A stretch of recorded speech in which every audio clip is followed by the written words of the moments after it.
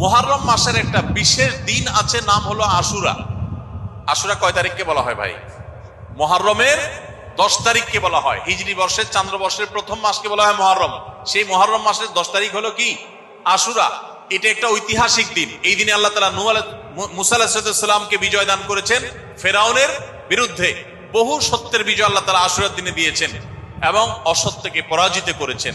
অনেক ঐতিহাসিক একটা দিন। এই জন্য নবী সাল্লাম এই দিনে রোজা রাখতেন। আশুরার দিনে রোজা রাখাটাও সুন্নাত।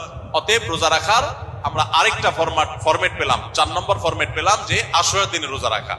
এই আশুরার দিনে যে রোজা রাখা, এটা আবার দুইটা রোজা আমরা জানি, 9 আর 10, আর না হলে 10 আর 11। তবে সবচেয়ে উত্তম হয় 9 আর 10, কারণ নবী সাল্লাল্লাহু আলাইহি সাল্লাম যে বছর দুনিয়া থেকে চলে গেছেন সেই বছর তিনি বলেছেন, যদি আমি সামনের বছর বেঁচে থাকি তাহলে সামনের বছর আমি জিলহজের আশুরা রোজাগুলো যখন রাখবো, জিলহজ নয় আশুরা রোজা যখন রাখবো, তখন মুহররমের 9 আর 10 রাখবো। এটা তার আকাঙ্ক্ষা ছিল, কিন্তু সেই তৌফিক তিনি পান নাই, আল্লাহ তাকে দুনিয়া থেকে নিয়ে গেছেন তার আগে।